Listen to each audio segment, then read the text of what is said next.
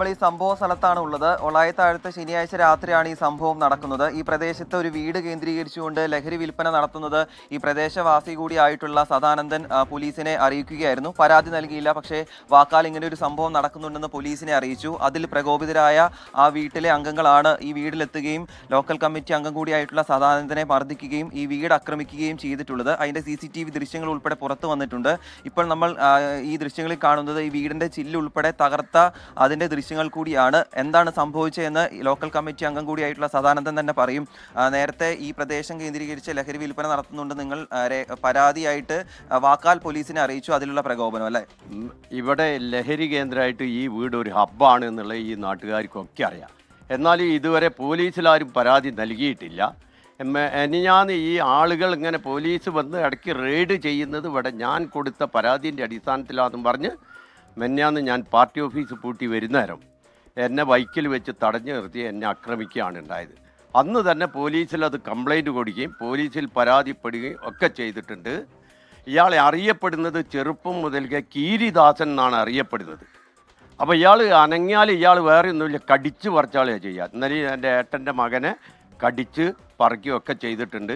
അതിൻ്റെ അടിസ്ഥാനത്തിൽ ആ പോലീസ് കൊടുത്ത പരാതിൻ്റെ അടിസ്ഥാനത്തിൽ ഇന്നലെ ഉച്ചയ്ക്ക് ഒരു 2:45-3 മണിയോട് കൂടിയിട്ട് ഇവരെല്ലാവരും വീട് കയറി വന്ന് പെട്ടെന്ന് ആക്രമിക്കുകയുണ്ടായത്.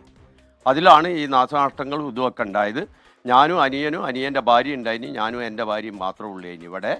അപ്പോൾ ഞങ്ങൾ വന്ന് മർദ്ദിക്കുക ആക്രമിക്കുകയാണ് ഉണ്ടായത്. അതുകൊണ്ട് വൈകുന്നേരം പോലീസ് വന്നിട്ട് 4 മണിക്ക് എന്നോടും ചെല്ലാൻ പറഞ്ഞ് അവരോടും ചെല്ലാൻ പറഞ്ഞ് അത് പോകാതിരിക്കാൻ വേണ്ടിയിട്ടാണ് ഇവിടെ വന്നിട്ട് പെട്ടെന്ന് ഒരു അക്രമം ഉണ്ടാക്കിയിട്ട് പിന്നെ മെഡിക്കൽ കോളേജിൽ പോയി. ഞങ്ങൾ പരിക്ക് പറ്റിയ ഞങ്ങളും പോയി, ഞങ്ങൾ വഴിക്ക് അവരും വരികയാണ് ഉണ്ടായത്. സദാനന്ദന്റെ ബന്ധുവായിട്ടുള്ള യുവാവിന് കൂടി പരിക്കേറ്റിട്ടുണ്ട്. എന്താ ഏട്ടാ സംഭവിച്ചത്? ഇവരെ വന്നപ്പോൾ ആക്രമിക്കാൻ വന്നപ്പോൾ ഞാൻ തടഞ്ഞപ്പോൾ അവർ എന്നെ കടിച്ച് പറിക്കുകയുണ്ടായത്. ഇതാണ് അത്. ഇവിടെയും കടിച്ച്, കാലിനും കടിച്ച്, ഇവിടെയും ഭയങ്കരമായിട്ട് കടിച്ചാഞ്ഞിന്. പിന്നെ ഓടെടുത്തിട്ട് അടിച്ചാഞ്ഞും ചെയ്തു. അങ്ങനെ ഹോസ്പിറ്റലിലേക്ക് പോയതാണ്. ചികിത്സ തേടി ഇപ്പോൾ വീട്ടിലേക്ക് എത്തിയതാണ്. ഇന്ന് എത്തിയതാണ്. ചികിത്സ തേടിയിട്ട് അപ്പം CT സ്കാനും എന്തോ കാര്യങ്ങളൊക്കെ എടുത്തിട്ടുണ്ട്. അവര് ഈ പ്രദേശത്ത് അങ്ങനെ കുറേ കാലമായിട്ട് അവർ ഇതുകൊണ്ടുള്ള ശല്യങ്ങളാണ്. ഇവിടെ കുറേ ആൾക്കാർ, ചെറിയ മക്കൾ വരെ അവിടെ വന്ന് പെൺകുട്ടികൾ വരുന്നുണ്ട്, ഇതൊക്കെ വരുന്നുണ്ട് ഇത് ഉപയോഗിക്കാൻ വേണ്ടിയിട്ട്. അപ്പോൾ ഇതിനെതിരെ ഇപ്പോൾ പോലീസിൽ പരാതി കൊടുത്തിട്ടുണ്ട്. ഇനി നടപടി പോലീസുകാരാണ് സ്വീകരിക്കേണ്ടത്. മുൻ വാർഡ് മെമ്പർ കൂടി നമ്മുടെ കൂടെ ചേരുന്നുണ്ട്. ഇവിടെ ജീവിക്കാൻ കഴിയാത്തൊരു അവസ്ഥയുണ്ട് ഈ ലഹരി മാഫിയെ കൊണ്ട്. അതെ, ഇവിടെ ജീവിക്കാൻ പറ്റാത്ത അവസ്ഥ. തൊട്ടടുത്ത് ഒരു LP സ്കൂളുണ്ട്.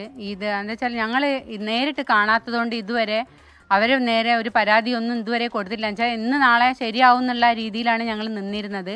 പക്ഷേ ഇപ്പം എന്താ വെച്ചാൽ വീട്ടിലൊക്കെ ക്യാമറ വെച്ച സ്ഥിതിക്ക് അവർ വീട്ടിൽ നടക്കുന്ന സംഭവങ്ങൾ അതാണ് SKN അവർ പറയുന്നത്. മറ്റൊരു പ്രധാനപ്പെട്ട കാര്യം കൂടി സൂചിപ്പിക്കുക SKN, കഴിഞ്ഞ ദിവസം കാരന്തൂരിൽ 221 ഗ്രാം MDMA പിടികൂടിയ കേസിൽ 2 ടാൻസാനിയൻ സ്വദേശികളെ കൂടി പിടികൂടിയിരുന്നു. ഈ അക്രമം നടന്നതിന് ഏതാണ്ട് കിലോമീറ്ററുകൾ മാത്രമാണ് ആ സംഭവം നടന്നതെന്നുകൂടി ഈ സാഹചര്യത്തിൽ ഓർമ്മപ്പെടുത്തുന്നു SKN.